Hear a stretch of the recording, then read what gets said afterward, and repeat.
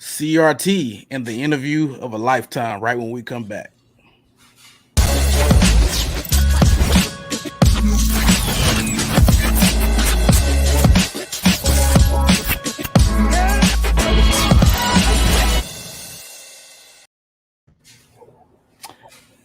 Well, how's everybody doing? We already got some people in the chat. I see Mr. Apologist in Detroit saying, Nice. "Let's go." And here we are. Chris being real impatient right now. Oh man, he look. Chris is he's like the big brother that I never had. Yeah. Like that cousin that he helps to keep me in charge. I wish he was here in Arkansas so we could work out together. You get all the workout benefits and stuff like that. Y'all be hooping and stuff like that. Every Wednesday, come on up, man, like clockwork. But just want to say thank you to the chat for being here. And I got guests, y'all. I got guests. Feels a little different with Apologist in Detroit not being here, but he'll be here later. Instead, I got Mr. Brandon Cleaver, and I like to introduce him as Mr. Also a Carpenter. That's right. AKA his government name, the bane of Alpha and Omega Ministries, Mr. Bradley Mason. Yeah, thanks for having me. I'm glad to meet you both. This is awesome. Oh man! Yeah. So I'm just gonna let y'all introduce. I'm not gonna assume that everybody knows you. I'm pretty sure they do, but let's just start with you, Bradley. Could you introduce us to yourself or tell us a little about yourself real quick? Yeah, I'm Bradley. I name myself also a carpenter on internet platforms just because I am actually a carpenter or have been for 20 years. So I own a cabinet business. I don't exactly do the carpentry myself anymore, but nevertheless, the name is real, not just a Jesus juke, as some have accused me of doing. And have family, wife. I've been married for 19 years, 4 children, at times foster children as well. And basically just been studying these issues on my own in the evenings, the weekends, trying to write about it as much as I can. Anytime I learn something, I try to put it on paper to pass it on to see if it's helpful for anyone else. So that's basically what I'm up to. All right, Mr. Brandon Cleaver. I just said your name, but tell us a little bit about yourself. First of all, thanks for having me on, Matthew, man. I've been following you for a while and all the work that you've been doing, on your platform and having Chris and other folks on there. So, man, it's just a pleasure and a privilege to be on here with you. And also with you, Bradley. I've been subscribed to Also a Carpenter for I don't know how many years. So, oh, really? Yeah, it took CRT for me to actually see your face, but yeah. But good to be on here with you also. So my name is Brandon Cleaver. I'm here in Detroit, Michigan. Have three children, one on the way, so I'm catching up to Bradley there. Nice. But that's it. Congratulations. Thank you. Stopping at 4. Yeah. I used to be an itinerant speaker with RZIM. And I'm still an itinerant speaker, but I'm starting up my own ministry called Across Context. So hopefully I'm working on the website. So hopefully that'll be up and running in the next month and a half. I serve with an organization, a nonprofit called the One America Movement. And that's about it. It's fantastic. All right. Awesome. Well, like I said, I was introduced to Brother Bradley Mason's ministry by Alpha and Omega Ministries. by Alpha and Omega Ministries, and I'm like, who is this Bradley Mason? Who is this dude? He must be black. So I found out who it was. I was like, oh, all right, go ahead. And so I found his website, and this guy writes like a madman. And what I mean by that, he just writes so prolifically. These articles are just churning out that you would think that this guy was a part of some Manhattan Institute or some type of think tank but God forbid this guy is writing because he likes truth. Yeah. And he loves justice, and he hates misrepresentation and things like that. And of course, I was introduced to Brendan Cleaver's ministry through my good friend and brother and mentor Adam Coleman of True ID Apologetics. But I got you two wonderful brothers here today because y'all seem to be some of the most clearest thinking, mature Christians that I know. And yes, I say mature based on the fact that when we're handling these issues within society and culture at large, we have to approach it in a mature fashion. And I brought us in to have a conversation and talk about CRT. There have been certain books that have been written. There have been certain things that have been said. We just want to get down to the truth. We believe, and if we have the truth, we should be able to properly represent something or the other side and critique it as such. What y'all think about that? Yeah, that sounds good to me. I mean, as Christians, we should have a premium, or a truth should be, since we serve a God who is the living embodiment of truth, that should be something that we obviously hold dear. So, you talking about misrepresentation and also bearing false witness, something maybe we have a question, to Bradley about that later. So, those are things that we should really, shun. So, yeah, I think that with all the cultural talk around CRT and all the, I think, unhealthy dialogue and concern about it, I think it's prudent that we have this conversation. Yeah, and I think also not being fearful of truth, like where it's going to lead you. I mean, if you, like you said, if God is God of truth and Jesus is the truth, then you can never be scared of where it will take you if you keep studying and keep looking for it and keep trying to find it. It's, God is already there when you arrive. It's not something that slips out of his control. And I think sometimes we tend to have a bit of a cootyism around, certain ideas, and we don't even want to touch it or get near it. And it's kind of like, the Pharisees who would fence the law, so that you don't even get close to breaking the law. You got to build another fence of detailed rules all the way around the perimeter of the law, so no one can even get to the point of, even beginning to break the law. I think sometimes we treat truth in that, we treat truth similarly in some occasions. And I think, kind of like even with children, you don't necessarily want them to know the truth about something because you think it would be harmful. So you kind of keep them from that truth by, saying some falsehoods, white lies, shading it. And I think that's dangerous for us as adults to do on topics like this. And we shouldn't be fearful to just dive in and see what's actually there. And, rather than just getting angry or getting fearful and keeping distance and putting a hedge around even having the discussions. All right.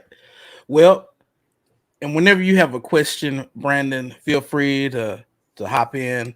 And since we are speaking of truth, perhaps can I just ask you, Bradley, to define what critical race theory is? Because a lot of times, and I'm gonna talk about this, a lot of times based off of what I've read other people say and write, what I've heard other people say and what I've read other people write, is that it's almost like critical race theory is all these conglomerates of ideologies combined in one, and they call it critical race theory. But when we dig a little bit deeper, we kind of seeing some red flags go up. But so could you define what CRT is? What is it? So how I generally define critical race theory is it is just the traditional abolitionist and civil rights legal discourse, but it's transformed to respond to the modern legal era built around color blindness and equal opportunity. right? So in essence, it's the same trajectory. It's the same set of ideas. I think it's the same activism. It all has the same roots within the civil rights movement proper. And I'm not talking about sort of the white American version of the civil rights movement. I'm talking about what was actually said and written at the time. And then, so part of the backlash to the civil rights movement was to sort of absorb all of the civil rights discourse into white American liberalism and recast it in those terms. So then it became a message of colorblindness and just, opening up opportunities, not actually continuing the effort to change the real life circumstances of disenfranchised people, which was the intention of the civil rights movement. So what critical race theory is then taking that same tradition and recasting it with critical tools in order to answer to the new legal era that followed the civil rights movement, sort of the retrenchment, the whitewash backlash against the civil rights movement. So in essence, that's what I believe it is. I think it's easy to show that through studying the early works of like Derek Bell or even Alan Freeman and developing into that. And like one flyover thing that I think is constantly pointed out by critical race theorists that I think is helpful is that one of the major ways that they do that they respond to this post-civil rights retrenchment is by pointing out that race is not a natural category, right? It is a social construction. Therefore, the racial and disparities that we see in our nation are also not natural or normal or just. They're a product of our history, right? So denaturalizing racial disparities is one of the basic aims of critical race theory in responding to that retrenchment after the civil rights movement. I don't know if that helps as a flyover. No, that's good. Bradley, when I'm studying history, and particularly history around race and ethnicity, one of the things that I always love what authors do is when they sort of paint a picture of the broader scope. Some books will just get into defining what's race or ethnicity or whatever. Other books, like one recent one by Clint Smith, How the Word Was Passed, he looks to tell the history of racism in America, but he does it by focusing on like 6 or 7 different historical sites. And so I wonder if you could help us understand what was sort of going on in the culture that helped give birth to CRT. And I'm talking about specifically the Brown v. Board one, the civil rights era, and also the student protest and boycott that happened around Bell's decision to leave Harvard. How did all of those things kind of contribute to the inauguration of critical race theory? Right. So, well, Bell's particular vision. So, I don't know if people know Derek Bell, right? Was the first tenured black professor at Harvard Law ever in history. He was also worked with Thurgood Marshall, Justice Marshall. He also was worked for the Legal Defense Fund, all post Brown era, and had traveled all over the country, basically participating in desegregation lawsuits based on the Brown versus Board of Education decision. And so one of his seminal works, though, the Serving Two Masters article, is where he, in a sense, it reads almost like he's coming to terms with, am I actually serving the interests of my clients, right? The students in these desegregation cases, because what he realizes that though Brown brought about, and Brown 2, which required, integration at whatever pace the local jurisdiction wanted to carry it out, which meant never, and historically still hasn't happened in most places. But so he saw that the goal and the civil rights strategy became just requiring mixing within institutions, right? Not looking at, did this actually help the students and the African American community in those neighborhoods? Did those students get a better education as a result of integration? Or were they put on different tracks where they actually received an inferior education even within the same institution?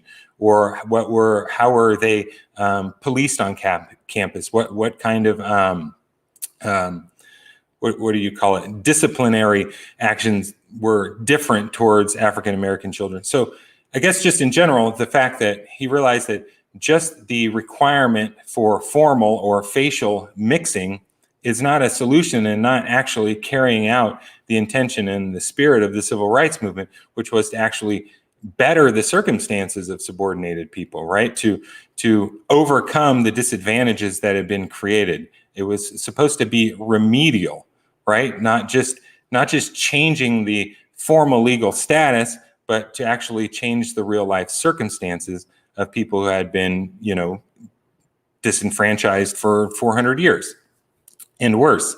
So Bell then coming to that conclusion is making that specific turn of understanding the law as different than, okay, so if you create a formally just society and that doesn't translate into actual changes in the real life circumstances of people, then what he began to learn was that the law itself and even the civil rights laws and even the court decisions like Brown and Brown 2 actually were serving to legitimize the suffering of people groups in the United States rather than change them, right? So you could have, for example, a classic example I talk about is Griggs versus Duke Power. So prior to the 1964 Civil Rights Act in Title VII, the employer had legally discriminated such that there was, jobs that black people could have within the company and then jobs with white people. And you couldn't advance from the black department to the white department, right? Just by his own policies prior to 1964. Then once discrimination was outlawed and the company could no longer do that. Instead, they put in a series of tests that had to be passed and that you had to have certain educational achievement in order to leave the quote unquote black departments to go into the higher paying white departments. And of course, the distribution of jobs and pay and everything in the company didn't change in that period. So what was occurring, the actual circumstances that the workers were suffering under formal segregation and formal discrimination, those real life circumstances continued right on through to when that was outlawed. And then now he was just using tests and educational requirements, right? So the actual circumstances, the employment circumstances, the circumstances that people suffered under didn't change at all, right? But what it did create was a new system in which you could say, well, it's outlawed and we don't discriminate and we're colorblind. So however the cookie crumbles must be natural, normal, and just, right? And so that, to me, that becomes sort of a picture of society as a whole coming out of the civil rights movement, right? So the story's been told, like Martin Luther King points out early on, that things though aren't changing. People felt like, well, we passed the law, so we did the work, and now it's done, and everything goes back to normal. And meanwhile, economic, wealth, employment, everything, disparities were continuing to even increase. I mean, and have to this day, especially the wealth disparity is a curve that is constantly parting and becoming more and more as time goes on. And so then even King realized early on that the formal law was not actually bringing about the substance of the law. But what it had done, though, is create a society to where by the time of Nixon and Reagan, we could look at these vast society-wide racial disparities and say, hey, we've already outlawed discrimination. So these circumstances just have to mean that these people have an inferior culture or behaving poorly or they have broken families or they have moral inferiority. So basically the regime that was created in order to change the subordinated circumstances in the end just served to justify and legitimize the continuation of those basically racist discriminatory circumstances that people lived under. So critical race theory is trying to directly address that. And then if you go to, like you were talking about, Brandon, the case at Harvard, so when Derek Bell had resigned because he had been promised there was going to be more, African American staff hired, professors, and also women of color as well, and that just wasn't happening. So he said, I'm out of here, right? And then the students then kind of took up the cause and were protesting to bring in more minority scholars and professors, on tenure track, something like that. But the school's response, and what's interesting is when you're talking about Harvard, you're not talking about you're not talking about Hillsdale, you're not talking about a conservative institution. We're talking about Harvard. Like the Dean Vorenberg at the time was like a major up in the LDF, the Legal Defense Fund already. So, he was a good quote unquote liberal at that time. And so when the students started to push back and say, hey, why can't you hire? Their response was, well, the pool is too small. It's like, do you want to have like a subpar African-American professor, or, you know what I mean, as opposed to a fully qualified white professor? So the students themselves kind of began to see that what they had learned from Bell and others kind of playing out before their eyes. Okay, here's the leaders of supposedly the liberal movement, leaders within the Legal Defense Fund and everything. And even they are like basically carrying on the same structure, even though they say all the right words.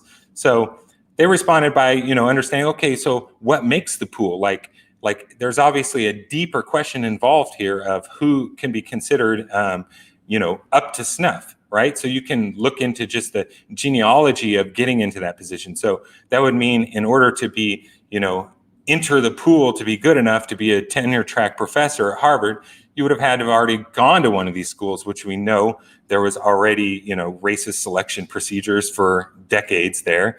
And then you would have to, of course, do well within those schools. And now we know that those schools were completely oriented toward white interests with very little interest in social work or civil rights or anything like that. So then you had to have someone who would adapt to that system.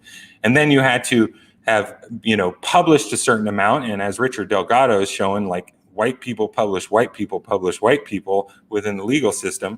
So you're not going to have that number of publications. And then you have to become a law clerk, for a Supreme Court justice or something of that sort, or, at least a district court, in order to even have a chance. Now, once again, there's another point of selection and opportunity for discrimination. So what they were kind of pointing out is that like on the surface, it just seems like qualified versus unqualified. Right? But there's something underneath. There's a whole history of how people got to that point. And then it comes down, you start to realize, well, what is the educational commitments of a university? They think they're just being objective and neutral, like, well, it's just to learn about law, right? But what about law? For what purpose? And what kind of law? Are you going in and you're seeing how law constructs race, or how basic legal principles that every student is taught has a history that contacted directly with slavery and within segregation, that the very legal structures and ideas themselves are, in a sense, structured around creating subordinated societies? Is that the conversation that you're having in law school? Well, of course not. So what I think those students began to understand, and which led to the protests and ultimately led to the formal creation of critical race theory, is that here we have a liberal structure pretending to be colorblind, right, and neutral about race, and just following the standards of basic education in order to determine who can enter the institution and who can hold power into the institution. And when they pressed up against that they realized there's a whole deep down structure that goes all the way into our history, all the way into our present, that there is no neutrality within that system that's supposed to be just an objective educational system, right?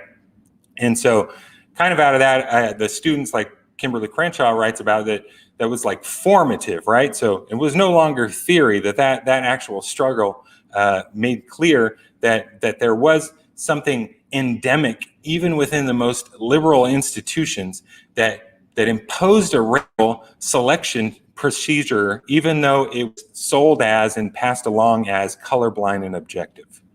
Does that make sense?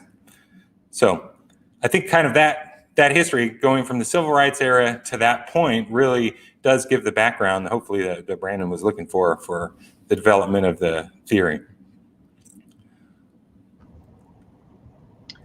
Matthew, you want to go ahead, or you want me to go ahead? Okay. Well, I don't want to jump. I don't want to jump too far ahead. But there's a couple of things that you said that kind of sparked something in my mind, and something I've been thinking through, and I'd love to hear your thoughts on. It seems like to me, what's going on in society right now is actually, you used the word legitimize a couple of times, and it seems like what's going on in society right now, the common conversation around CRT and the hyper concern for it actually legitimizes or perpetuates the legitimacy of what the critical race theorists were saying in the first place, and particularly this phrase, racial retrenchment. Mm-hmm. Like books like, I'm thinking about like Dr. Carol Anderson's White Rage, where it shows this progression of, okay, Right. The oppression, and then blacks overcoming the oppression, but then that overcoming is then met with another type of oppression. And it seems Absolutely. like to me with CRT coming up, I don't think it's a coincidence that it came up right in the wake of everything that happened with George Floyd, the murder of George Floyd. It seems like to me it actually perpetuates the ideas, this one idea, racial retrenchment and CRT. So I'm wondering, just to get your thoughts on, are there any things like racial retrenchment or any other aspects of critical race theory that actually those who are some of its harshest critiquers are actually legitimizing what these folks are concerned about in the first place? Does that make sense? Yeah. So in the sense of actually showing to be legitimate, not falsely legitimizing so that it seems appropriate, right, even though it's not. Right.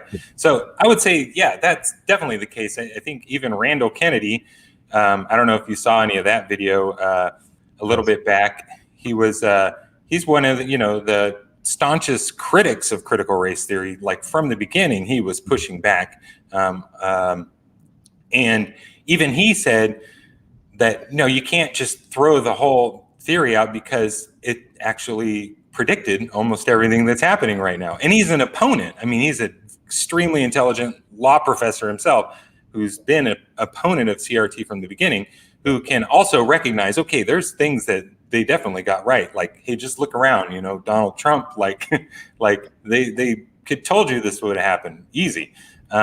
So there's definitely that. But going back to your point, I think that's supremely important for understanding the situation that we're in right now. Because if you go all the way back to, say, 1667, Bacon's Rebellion, where you have, these indentured servants, both black and white, and a mix of Europeans. But at the time, there weren't laws in place to where black people are slaves and white people aren't. Right? That didn't exist. There were just a bunch of indentured servants, and then when they forge a rebellion together as a group in order to take power from the elites, right, and say, we're going to have our own land. You're not going to be just the poor and disenfranchised laborers anymore. Then, so they basically almost entirely overthrow the town there and take over the government. But then when they lose, of course, the retrenchment period is, well, now they pass the slave codes and everything. And so now it's like, okay, we're going to give all these benefits to the white laborers, and we're going to call them white so that they feel like they're a group and they're enfranchised. But for the descendants of Africa, they now can be held as servants forever, right? They become chattel slaves. So in a process of when you get lurching close to like revolution to overthrow in that social order, then it snaps right back and becomes even worse. Like now you have to create systems where you demonize one whole group of people and set them off of another group of people so that you can exploit all of them together.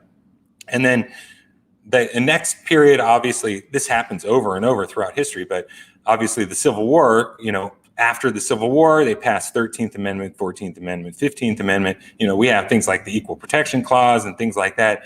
Troops are still down in the South, right? And starting building hospitals, start building schools, start building banks for all of these new 4 million, freed slaves now who are trying to eat in a sense. So they're now allotting land to different people, creating these banks, these educational institutions. The Freedmen's Bureau is created to oversee all of this. I mean, this is massive movement to enfranchise the people who were former slaves, to try to overcome the situation that they had been put in. But that lasted a very short time until white politicians started wanting, white votes again from the South. And then, we've always been brothers, and we shouldn't let this get between us. We need to get the white brotherhood back together. So they end the Freedmen's Bureau right away. I mean, people who had, for the first time in generations, had worked to create their own wealth and put it in these banks. Those banks were just closed, and that wealth was just gone. They just left. The land that had been apportioned, some of those 40 acres over in the coast, right, in South Carolina, were given back to plantation owners, right? So now we have this whole new regime. This is the beginning of the Jim Crow era. This is the beginning of the KKK. And then to create a whole social system to even re-enslave people through the penal system, right? So here you have what looks like a reform that's just going to end this problem forever, but the backlash and the retrenchment actually refigures everything to where we still have the racially subordinated society, we still have the racial stratification, and now it's considered okay by almost everyone and legitimate, right?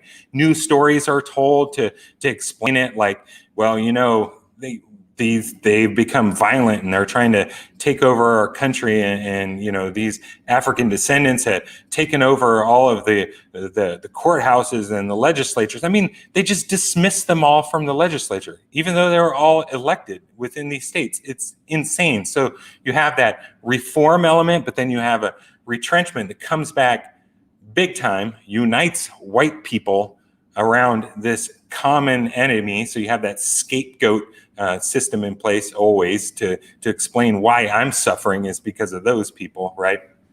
So then it chugs along like that. Then you get to the civil rights movement. You have the same exact event happen again. You have this massive appeal from Martin Luther King, organizes all of these people. Americans are, for the most part for it. Like, we need to change. The federal government needs to do it because of their conflicts with the USSR, and the USSR is successfully propagandizing all around the world based upon images of, white cops beating down black people in the South, right? So the government has an interest in overturning Jim Crow system as well. So you have all of this momentum, you pass all of these laws, but within a very short period of time, the rhetoric of George Wallace becomes the rhetoric of Barry Goldwater, which becomes the presidency of Nixon, and then the presidency of Ronald Reagan. So we see the retrenchment, the very ideas of the Southern segregationists quickly win out on the political stage, but now in colorblind form with no mention of segregation or race, or it's the exact same ideology is taken up, and the American people again unite around, good thing racism is in the past now. And now whatever we see that, if anyone's suffering, well, they're just not working hard enough, right? So it's all legitimized, as we said before. It's natural, it's normal, it's just. Now, people like me, then, we get raised thinking, well, what is racism? Oh, racism is when you have, hatred or prejudice towards someone because of skin color, and the way to avoid that is to just never notice race and don't talk about race, and definitely don't try to build remedies based upon race, like affirmative action or anything that's race conscious, right? Because that's the real racism. And that if we just mix, the look of our institutions, then eventually everything will change, right? So that becomes that's how Americans are literally raised, Americans like me, for decades, to believe that's what racism is. A racist act is taking racism into account. And the way to overcome racism is just to facially integrate institutions. Make sure your church has a mix of different colors, right? With no look to, but does that change the culture of it at all?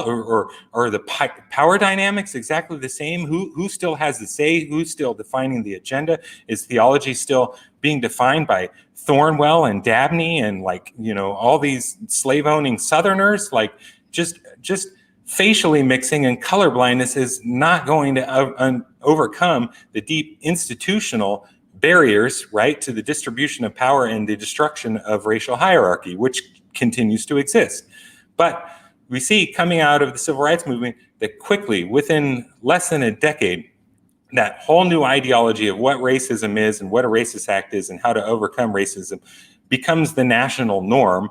And then within probably 5 years of Martin Luther King's murder, we have people like Thomas Sowell who are, already arguing that, the poverty is just a result of welfare and not working hard. We're talking like last week the Civil Rights Acts were passed, and we're already making this argument. Like, that retrenchment came fast, and it's completely solidified within our culture. Now, if I'm going on too long, just let me know. But now we find ourselves in a position where after these murders, Trayvon Martin's murder, then we have Michael Brown, the development of sort of the Black Lives Matter movement, hashtag, this raising the level of consciousness. What is so dangerous about this period as opposed to periods before is that we aren't any longer accepting the few bad apples argument when it comes to policing, right? That people are saying, no, this is system-wide.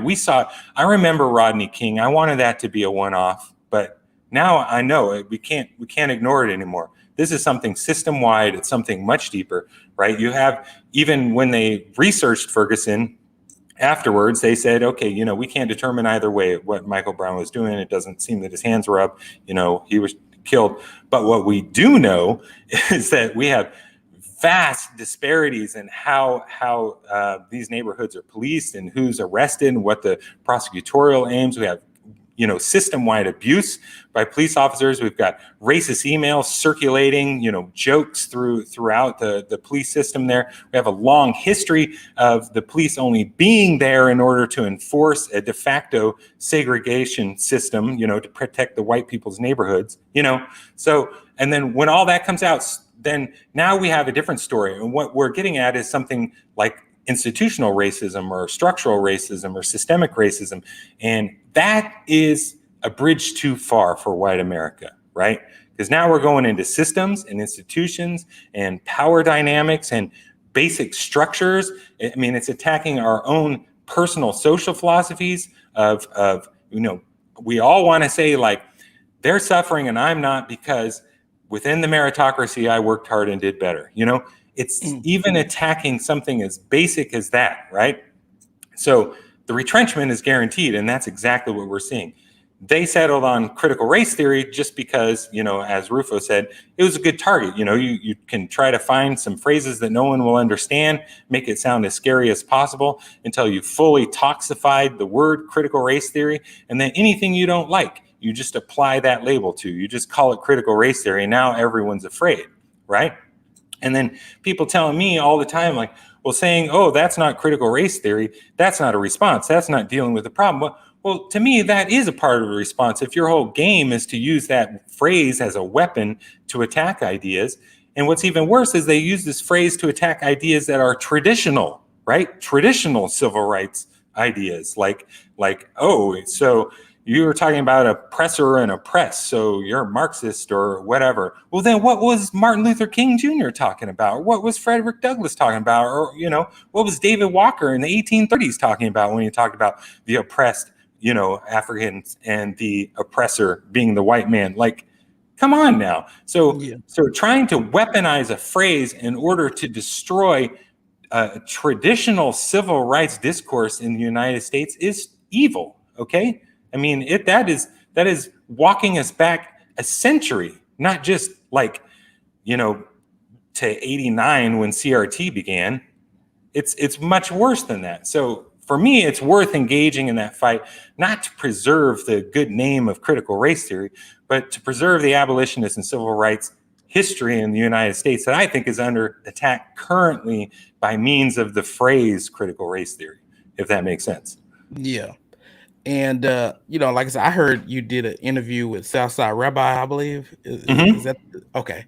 And you talked about, he's like, look, I'm not trying to promote CRT, but I would prefer that people I'm paraphrasing and summarizing here. I would prefer people kind of understand what it is at least.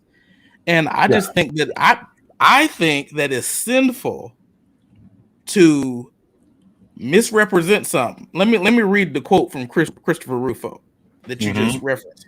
We have successfully frozen their brand, critical race theory, into the public conversation and are steadily driving up negative perceptions. We will eventually turn it toxic as we put all of the various cultural insanities under that brand category. The goal is to have the public read something crazy in the newspaper and immediately think critical race theory. We have decodified the term and we'll recodify it to annex the entire range of cultural constructions that are unpopular with Americans. And so that's Chris Rufo.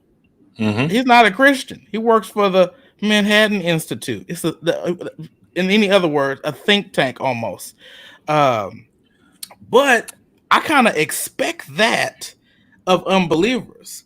What's disturbing? What's really disturbing is when I can no longer tell the difference between unbelieving rhetoric and methods and believing and believers. And so we have seen certain books come out. I know you have offered a lot of pushbacks. I'm gonna name names a little bit. I'm gonna keep it cool. But you have offered some pushback, and I'm gonna give you an example of the pushback that you have offered against was Brother Neil Shenvi. Now I believe he's saved. I believe he's Christian.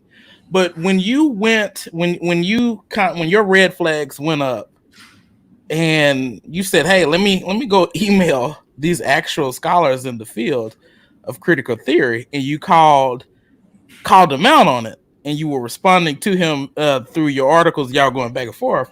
What he did was engaged in a very ad hoc type of action, and well, no, I'm doing contemporary critical theory.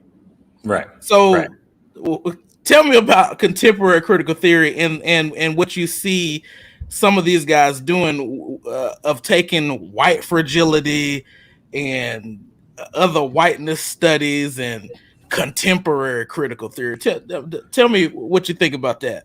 Hey, I'm sorry, Matthew, real quick before Bradley goes, just so if people haven't read some of Bradley's, it's a very extensive written debate dialogue that he had with Dr. Neil Shenvi. I'm just going to read real quick the portion because he has one called a critical caricature that kind of supplements your point more just before Bradley goes. Go ahead. He said, Bradley writes. Who's saying this? Okay. Oh, yeah, you are. Yeah. When presented with Dr. Shenvi's core tenets of contemporary critical theory, along with links to his own works, every critical scholar who has responded thus far has rejected his characterization. That's correct. Yep.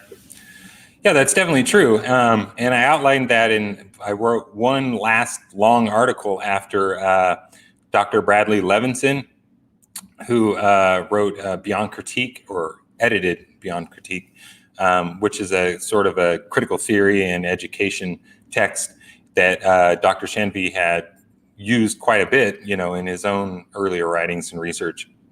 And he wrote a paper saying, that Shenvi has mischaracterized, right, and given caricatures of critical theory and of his own understanding and what he actually wrote as well. So, and then of course, Shenvi's response was to say, well, he didn't really say that I was wrong, or I didn't really fully understand the response. So I wrote one last piece, and kind of what I outline in there is how the goal posts just keep shifting and shifting and shifting and shifting and shifting. You say, oh, well, this is critical theory. Okay. Oh, are you responding to critical theory? And so you argue back from the Frankfurt School. That's critical theory. Oh, that's old. I wasn't talking about Frankfurt. I was talking about like Crenshaw and this and that. And oh, so you're talking about critical race theory. Okay, well, critical race theorists define it like this. Well, I'm not really talking about that. I'm talking about critical social theory. Oh, you're talking about critical social theory because I can also find definitions of critical social theory. And none of these things match the explanation or the tenets or the definition given. So it just becomes a move and move and move and move and change until it becomes supremely clear to me that you just want to create an ideology and putting in all the parts that you don't like, right? And that, you know, you want to force other people to defend if they even get in the neighborhood of it.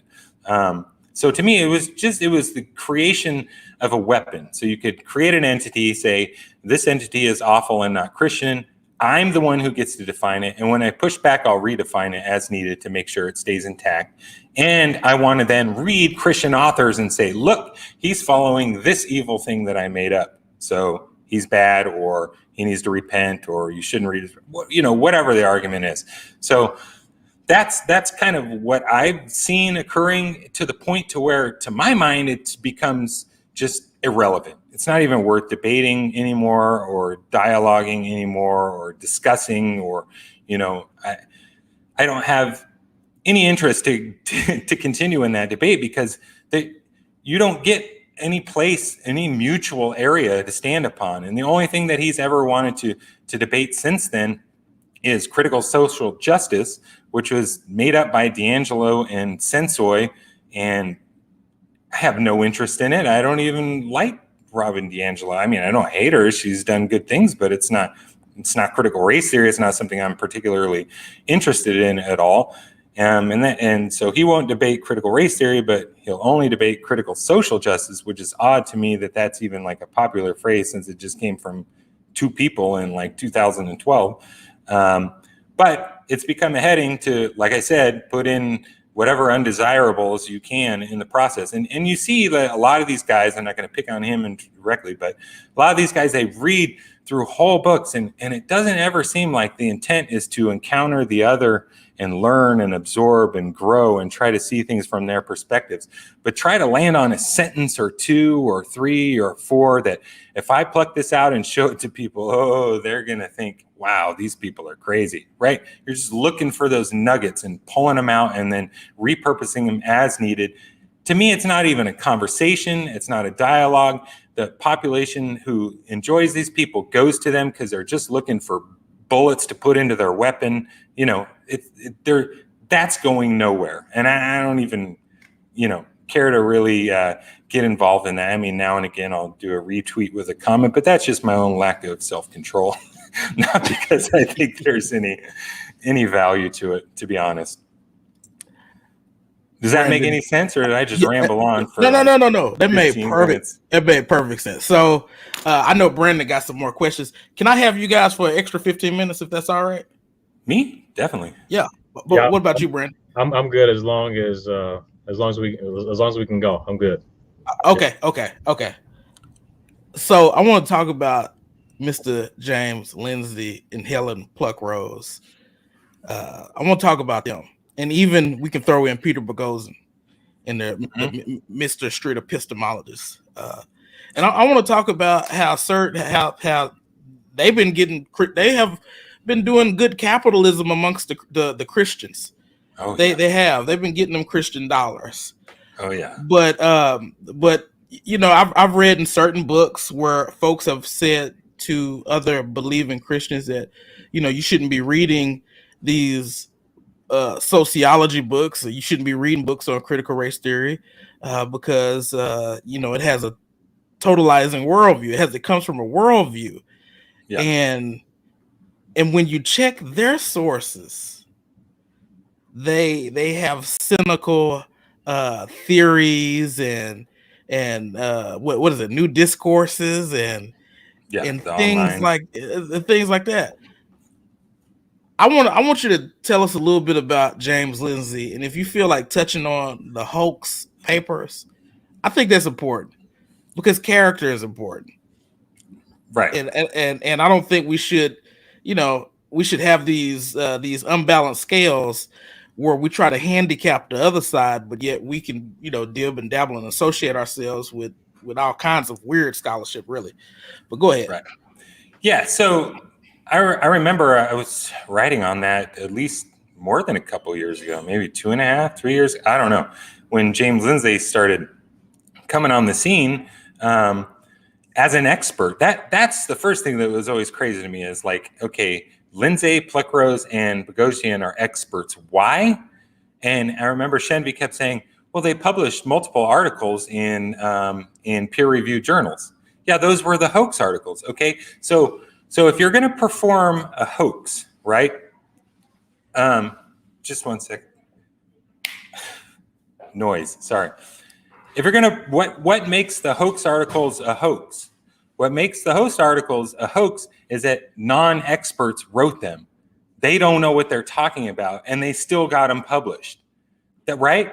That's the only thing that makes their whole game work. That's the only way they can make their point, right? They're trying to show that these journals that in the soft sciences, or what they call grievance study journals, right, are a joke. Like there's no real standards or anything like that. And the only way that they pulled that off is because they, as a bunch of non-experts, wrote articles using a bunch of jargon, and some of them got published in third-tier journals, no sociology journals, no race scholarship journals. I mean, only landed in some that none of us here have ever heard of, that's for sure. So to me, right off the bat, the very substance of the hoax itself and why it worked is premised on the fact that they're not experts, they haven't studied it, yet they still got published. So then how then can you present yourself as an expert on the subject? How do you suddenly transform into experts on critical race theory when your claim to fame is that you hoaxed people by pretending to be experts and you really weren't in the end? Joke's on you, right? So I cannot understand how that gives you any expertise to begin with.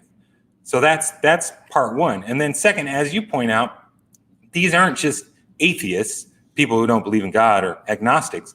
These are people writing books to try and, get rid of Christianity altogether. Like Boghossian's book is like an apologetics book for atheists to try and talk people out of Christianity.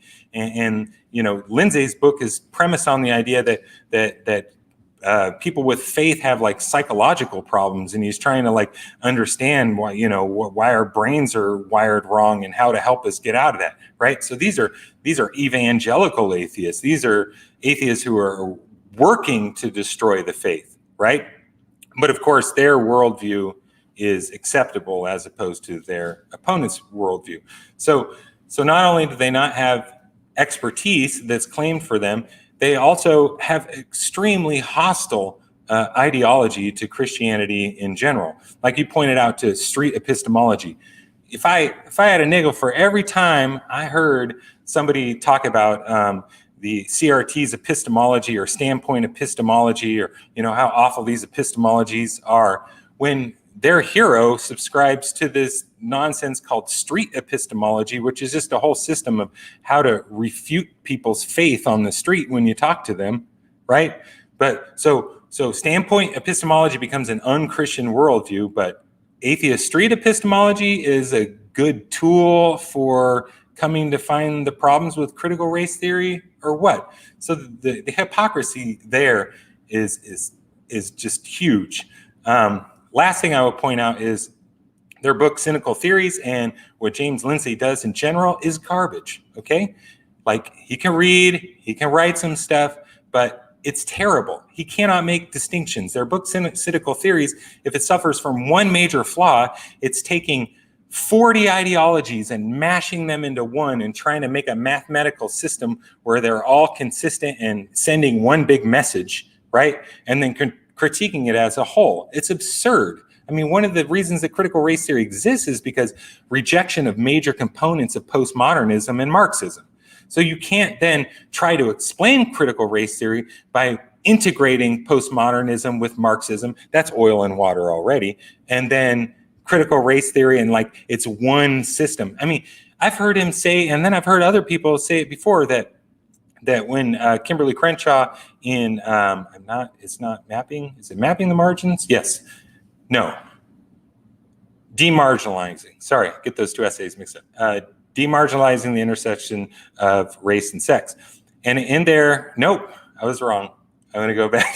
It was mapping the margins. When she talks about the difference between two ways, what is it?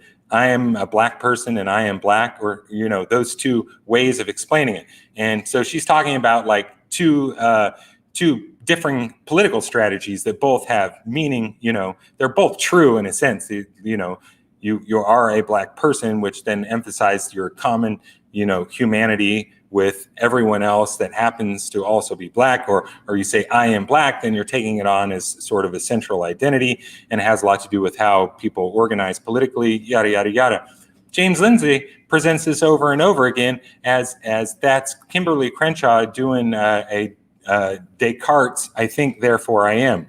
So there's no basis on which to build this postmodern epistemology. So she takes Blackness as the basic principle, the I'm Black, therefore I am principle that she builds her whole intellectual structure on and her whole epistemology. And I'm hearing this like, what absolute nonsense. Like, a child who is capable of reading the words can read that section in the essay and know exactly what she meant and never come to this absurd conclusion. So part of what makes his scholarship so terrible is just the attempt, and maybe it's because he's a trained mathematician and not trained at all in sociology or in law or in any of those disciplines, that he has to look at a cloud of different and competing ideologies and figure out how to integrate them into one analytical system where every truth is a theorem and then critique it.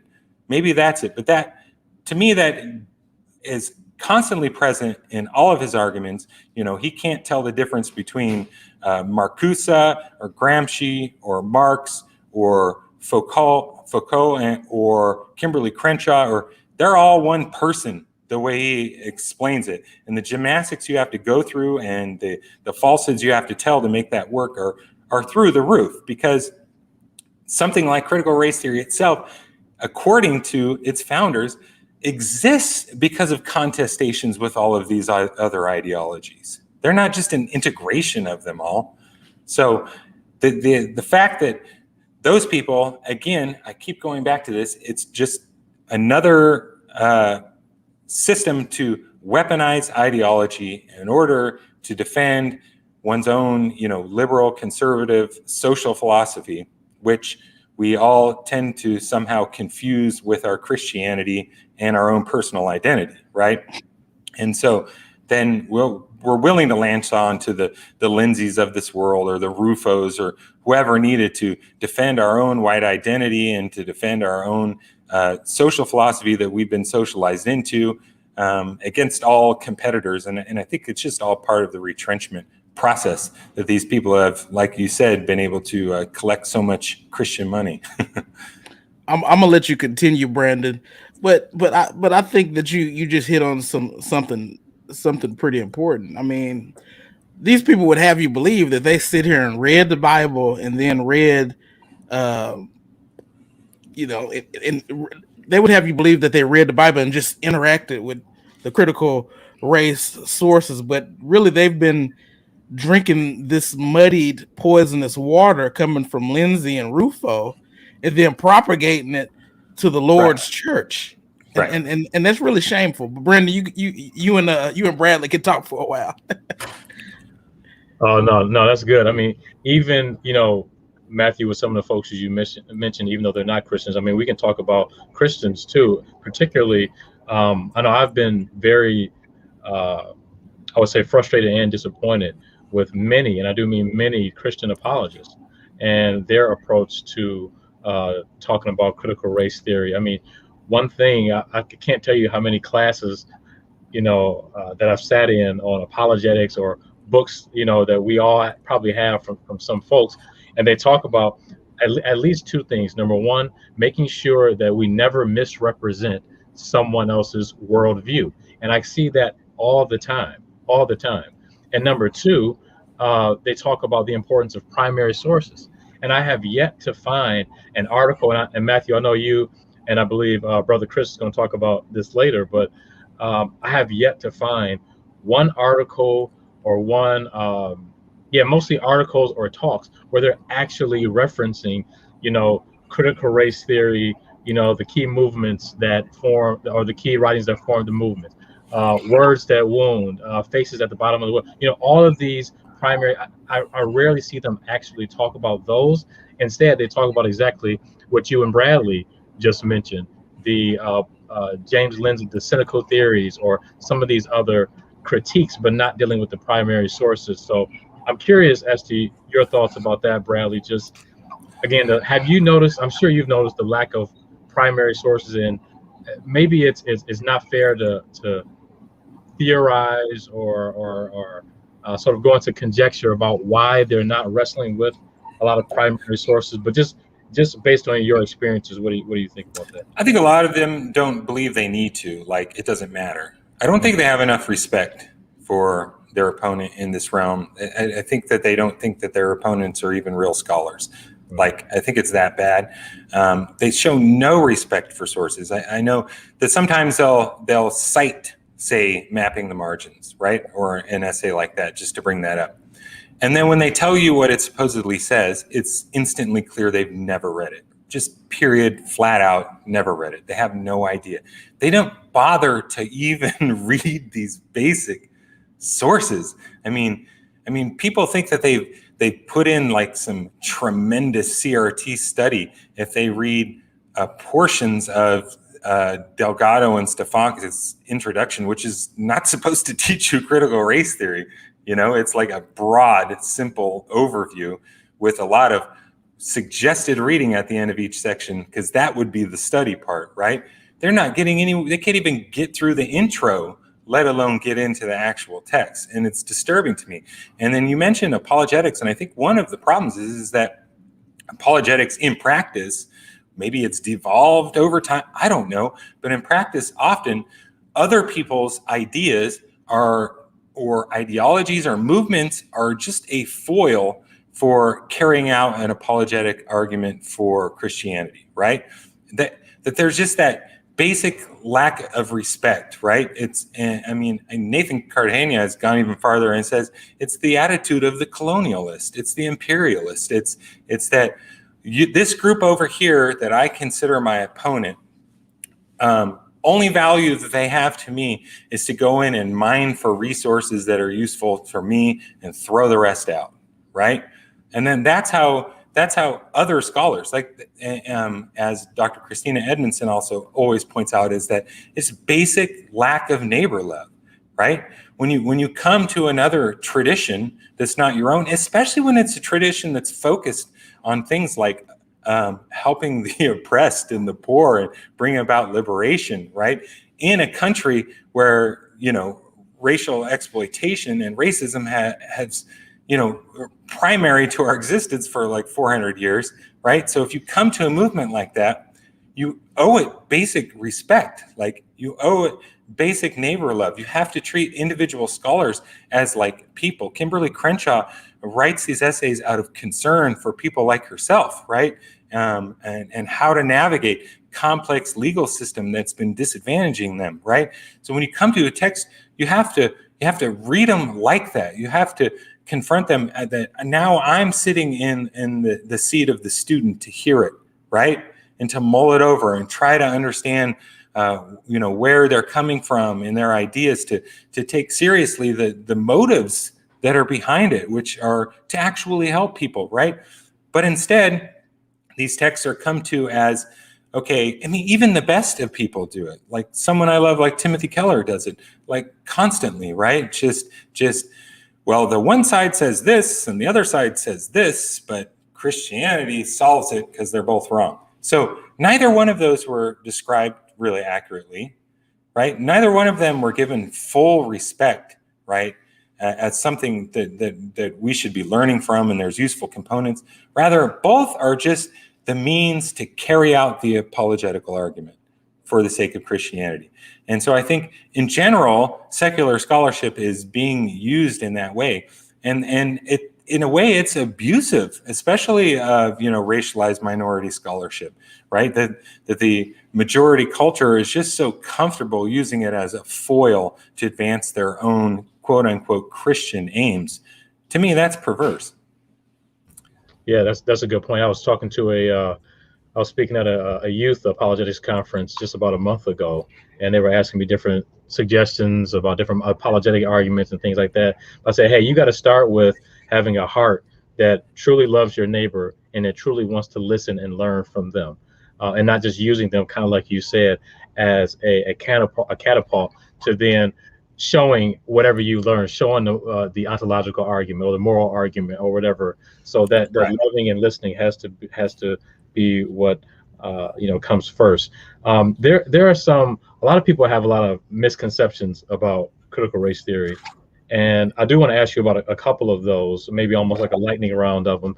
But before we go there may be some people that's listening or watching and still are just kind of. Oh, go ahead. No, just there. You probably see one of my kids run through here any moment. So. There might be some people who are watching and really don't understand some of the core things. And I would say first, Bradley has several articles, but one in particular that kind of gives a sort of a one shot of, I think, of about 11 or 12 kind of core or common tenets. I wonder if you could just talk for a couple minutes about not all of them, but maybe just a couple of the key ones that can help people to understand critical race theory, even though it's very nuanced, Right. Yeah. So quickly, I mean, if we're talking in terms of like commonplaces or tenets or something of that sort, the way I kind of like to present it. So critical race theorists, they actually give us these tenets, right? It's not a mystery. People all the time say, oh, it never gets defined. It can be whatever you want it to be. Well, then why, when they say, what is critical race theory? And then they give a list of answers afterwards. I think we can accept that, especially since they're the founders of the movement. So I work from those generally. And I kind of like to present it in order of, if you start with the fact that race is a social construction, right? So that's basic. It's not biological. It's not a natural category. It's not something that's out there in the world. It's something that's historically created for a certain purpose, right?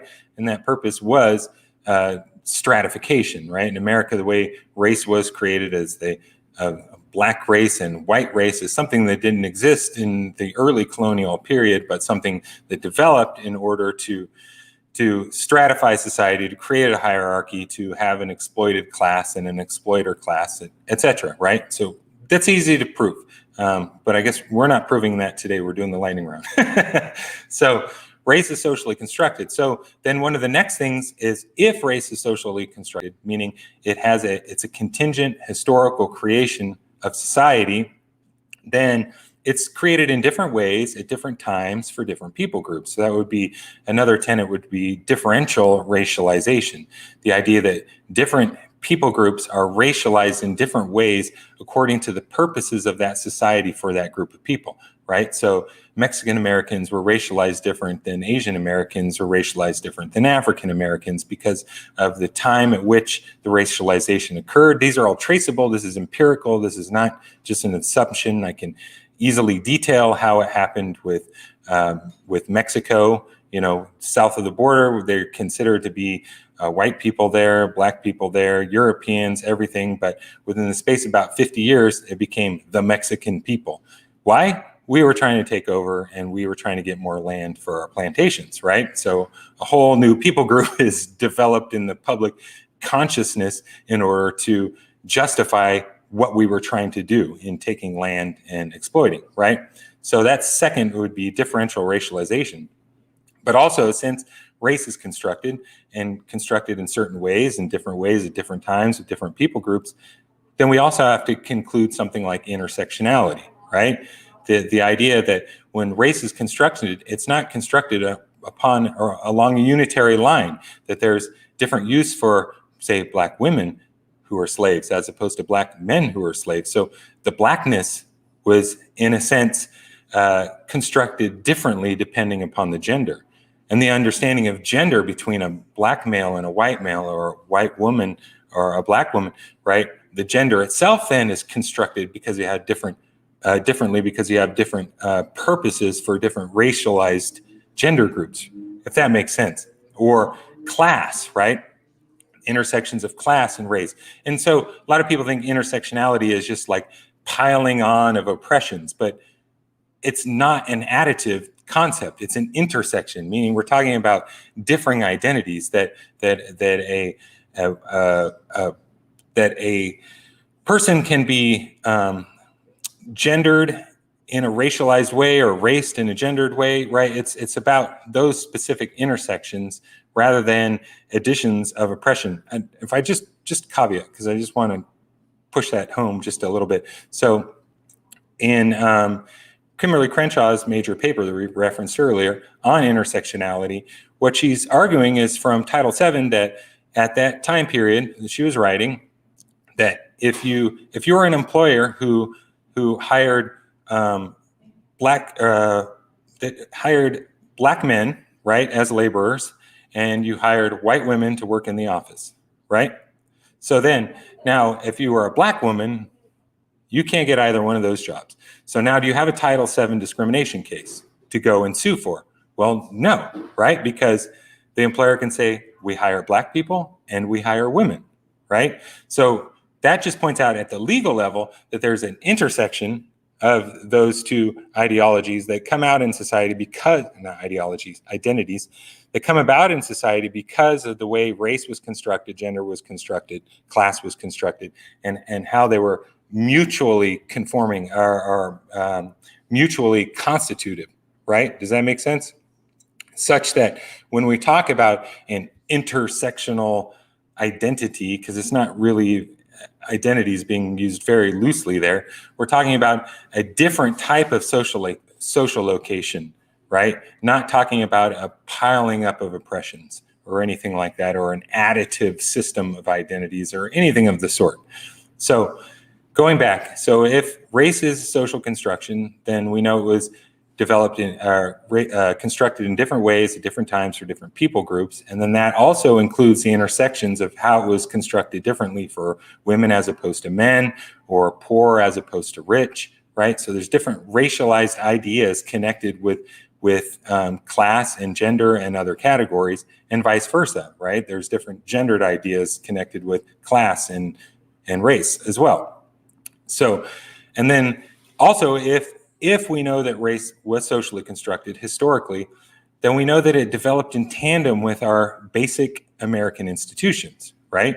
So that slavery helped define property in that time period. It's helped create the specific language of the Constitution. It created the idea of mortgage-backed securities in the South. It created types of labor management that are still used today. It created much of the banking system and the basic infrastructure between cotton and then the textile industry in the North, and then the different breakdown of industries was created within law, and it structured how law itself developed, right? So that's where we get this idea of the embedded nature of racism, that because race itself was constructed in the very process of basic American institution, that they were mutually constructed, that the systems created race and race also informed the creation of those systems. And we can display that, we can follow that story out in the legal code quite easily,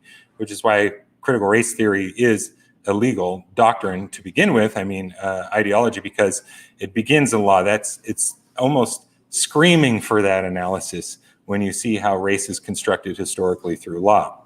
So then if you have that embedded nature because of the social construction of race, then you also have to understand that current then distributions of goods and services throughout the nation, or maldistributions, that, the great disparities, then have to be understood in light of the creation of our institutions and our history and how race was constructed and is not a natural category.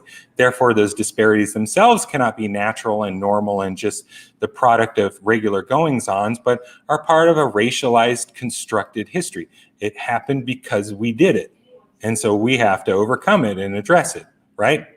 So it's these kind of ideas, these kind of tenets that together make up the analysis that is critical race theory. And you can see how they're interconnected, deeply woven into history, and have a lot to do with the idea of how things were constructed in a certain way that has consequences that we're still dealing with and continue to carry out these constructions.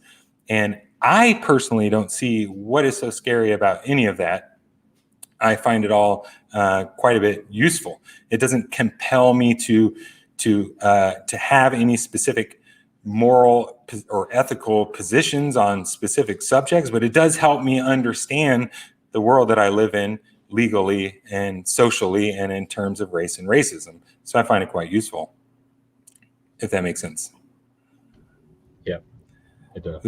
So that was enlightening, but I was trying. Matthew, can I ask one more question? Then I'm be quiet. Okay. Absolutely. Okay, thanks. And I was wondering, because of all of the research and writing you've done on these issues, particularly prior to critical race theory, I'm wondering from a historical and a Christian perspective, are there any points of contention that you notice? It may be sort of a difficult question because of the vast amount of I guess, thought and ideas amongst the different critical race theorists. But having studied these issues, first, I guess, historically, have you seen anything where you say, okay, yeah, what I understand historically about some of these things, I would probably disagree with this? Or, and also as a Christian, specifically, are there some things where you say, hey, this is a point of contention that I would probably disagree with? That's a good question, because like you say, you could just be reading, individuals and finding points of disagreement, but then you won't necessarily find that in another individual in which you read. Probably, I would say the question would be best answered kind of when I think about boundary conditions, right? So if you think about critical race theory and trying to determine like what constitutes it, and then when you're in it and when you're outside of it. Right. So that's kind of like an internal policing issue within the critical race theory community, if there is such a thing. Right. Because I don't see it. It's not a unitary like ideology that just has a definition and everyone subscribes to it and walks in lockstep. It's just nothing like that. But there is definitely sort of a community. So probably the question for me where there would be trouble is, are the individuals who make up sort of the critical race theory community, are they going to allow conservative evangelical Christians sort of within the boundaries, right? So let's say you have a differing opinion on the morality of homosexuality, right? Is there something central to critical race theory that says like, well, if you don't accept that homosexuality is moral, then you're out, right? Then you're beyond that boundary. Or is it a theory such that it's not actually dictating the specific ethical code, but rather diagnosing and addressing social stratifications, right? Because to me, that's a different question, right? So how people are treated in society, should they starve because they're sinners, right? Or should systems be created where, the gospel transforms their lives, but they don't die because society decided they were bad people, right? So there's a kind of different questions, and I think different people within the movement would answer those questions differently, right? So some people you would talk to within critical race theory, and they would say, no, you as an evangelical Christian, you're going to do critical race theory different than myself, who is an agnostic or an atheist, right? That it has applications and usefulness and it's not the kind of thing that puts you out or puts me out or includes both of us, but rather is something that can be done and employed by both of us within our own worldviews and perspectives, if that makes sense. Yeah. So the answer to your question is, I think, kind of contingent, right? It just depends on who you're talking to, on what the community as a whole is going to consider its boundaries within specific ideas.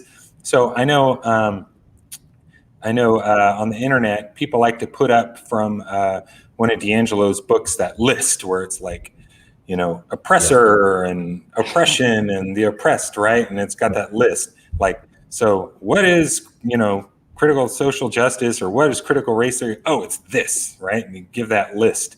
And it's like, is it? So like if I eliminated like the line about adultism, then I'm no longer a critical theorist? Like I left the camp, right? I kept all the rest, but I eliminated that one. Okay, what if I eliminated this one? Like, how much of this is, to me, a list like that is a description of looking at society, seeing that there is bifurcation in different categories. There's the able and the disabled. There's the black and the white. There's the, you know what I mean? You see these dualities, and then you look and you say, they hold all the power, they don't. And, you can see disparities associated with it. I think that's what they're trying to do with a list like that. They're not trying to create a substantive ethic that has to be ascribed to in order to understand and use the analysis being employed, right? Those are two separate things, okay? Now, there may be some who say, no, if you don't accept that whole list, then you're now in the oppressor category, right? That's a very real possibility. Some people may do that, and I'm willing to have that debate with them, obviously, because I wouldn't entirely disagree. I mean, agree. I don't need, somebody writing a book to actually make a list that decides what your ethical positions have to be in order to employ a certain critique of a dynamic. It doesn't make sense to me. But those people may exist, right? I mean, and so to me, it's a matter of, are we going to look at it as like taking that list as a method to determine and understand specific dynamics, social dynamics within society, or is it presenting a specific ethical content that has to be ascribed to in order to employ that method of critique to understand those dynamics? So it's kind of where someone falls between those two positions that's going to determine in which way I'm going to be in full agreement or where I'm going to have to step back and have some disagreements, if that makes sense. Yeah, I've likened CRT almost like to a X-ray machine that helps you to take a look at what's going on. And now I understand there are probably some people who would differ with that, but I would say that could be possibly a Christian's use or employment of it. And based on our Christian worldview, we'll make applications or things like that. But right. Go ahead, I've sir. argued, well, like how I understand it is like we go to the scripture, right? And we exegete the scripture, and we learn from the scripture that Jesus says a lot of things about relieving or justice for the oppressed, right? Care for the poor, a lot about the imprisoned. So we see all that in the scripture. We know that is a Christian ethic, and we know Jesus is calling to that. But then we have to actually go ahead and then exegete our own social context to know what any of that means in our lives and how we're going to apply it. Who are the oppressed, right? And who are the imprisoned? Who are the poor? Like, we need to understand our own world, our own context, our own set of ideas, our own history to even begin to take the principles given to us by Jesus and apply them. So it's a twofold exegesis. We exegete the scripture carefully, respectfully, to understand exactly what's being said. Then we have to deeply and carefully also exegete our own social and historical context to know exactly how those principles apply and how to apply them usefully into the glory of God. Both have to be present to actually carry out the commission given to us by Jesus. Amen. Amen. Well, we went for an hour and 23 minutes. I would like to extend the invitation to you two brothers to come back and kick it with us again when it get a little cooler outside. Oh, definitely. Yeah. So I just did you have anything else, Brandon, before we go? Oh, I got a whole list, but I'm not. I'll say that for part two. Just again, Matthew, thank you so much for allowing me to come on here and interview Bradley with you again. Your work on your channel, Urban Christian Institute, has been just phenomenal. So really appreciate you and Brother Bradley. I'm waiting for your book. If you haven't went to his website, he's written enough to probably have about, I don't know, 5-6 books on all different topics, not just CRT, but he's written a bunch of stuff before that. So if you haven't checked that out, go to also a Carpenter, because there's thank you. a lot of great stuff there. Yeah, and thank you both. This is awesome. I was glad to be invited on and to finally meet both of you, rather than just DMs on Facebook, huh?